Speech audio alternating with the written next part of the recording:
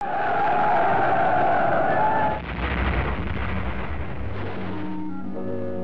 communist movement, having made a big fanfare for over a century, has brought mankind nothing but war, poverty, brutality, and dictatorship. With the collapse of the Soviet Union and the Eastern European Communist parties, this disastrous and outrageous drama finally entered its last stage by the end of the last century. No one, from the people to the General Secretary of the CCP, believes in the myth of communism anymore. The communist regime came into being due to neither divine mandate nor democratic election. Today, with its ideology destroyed, the legitimacy of its reign is facing an unprecedented challenge. The Chinese Communist Party is unwilling to leave the historical stage in accordance with the current of history.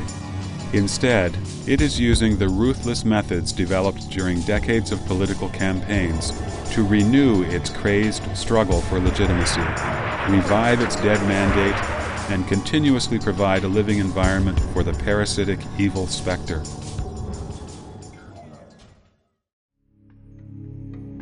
In this historical moment today, it is especially important for us to understand clearly why the CCP acts like a band of scoundrels and to expose its villainous nature, so that the Chinese nation can achieve lasting stability and peace, enter an era free of the CCP as soon as possible, and construct a future of renewed national splendor.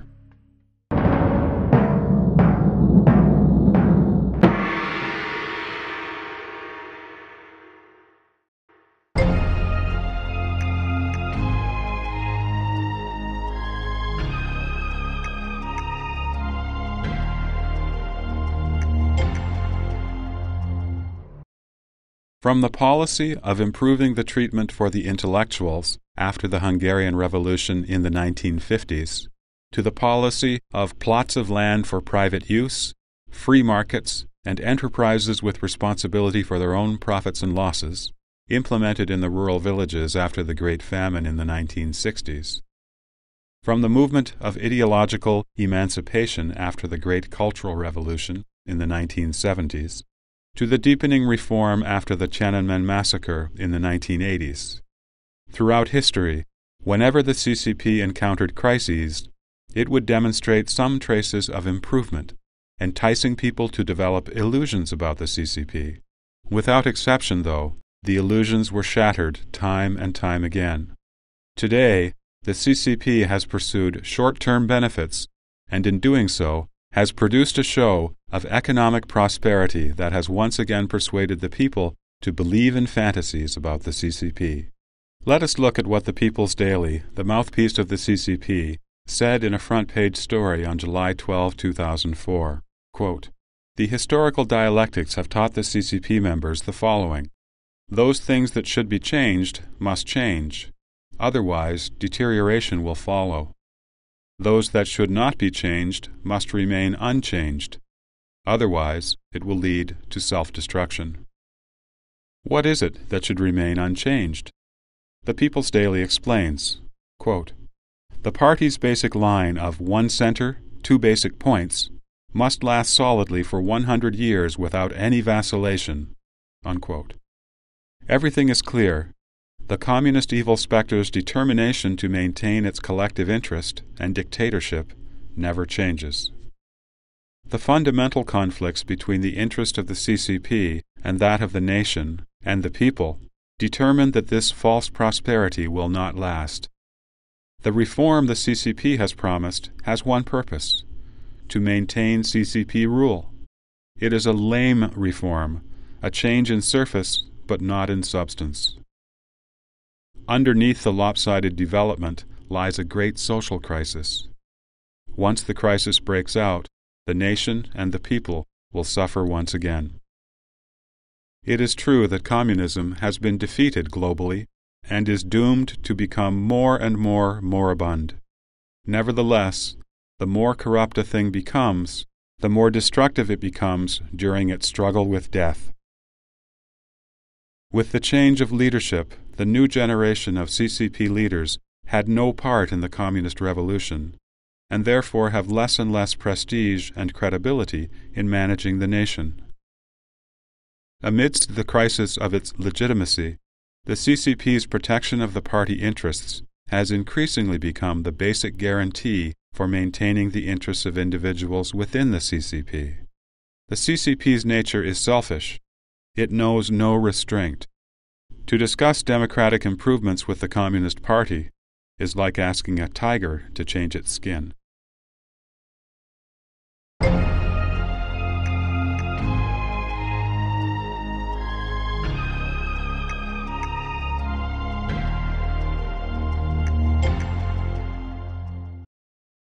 During the conference of the Political Bureau of the CCP Central Committee after the Tiananmen massacre, Deng Xiaoping mentioned two hands, one soft and flexible, and the other hard and stern. This is an analogy for the Communist Party's two-sided strategies. Its softer strategies include propaganda, united fronts, sowing dissension, espionage, instigating rebellion, double-dealing, getting into people's minds, brainwashing, lies and deception, covering up the truth, psychological abuse, and generating an atmosphere of terror. In doing these things, the CCP creates a syndrome of fear inside the people's hearts that leads them to easily forget the party's wrongdoings. These myriad methods could stamp out human nature and foster maliciousness in humanity. The CCP's hard tactics include violence, armed struggle, persecution, political movements, murdering witnesses, kidnapping, suppressing those who have a different opinion, armed attacks, periodic crackdowns, and on and on. These aggressive methods create and perpetuate terror. In practice, the CCP uses both soft and hard methods concurrently. Sometimes they would be relaxed in some instances, while strict in others.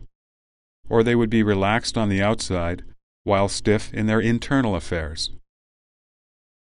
In a relaxed atmosphere, the CCP encountered the expression of different opinions.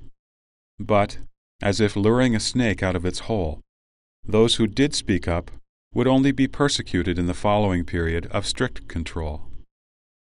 A veteran official who had suffered torments in the Yan'an rectification movement recalled that when he was under intense pressure and was dragged and forced to confess, the only thing he could do was to betray his own conscience and make up lies.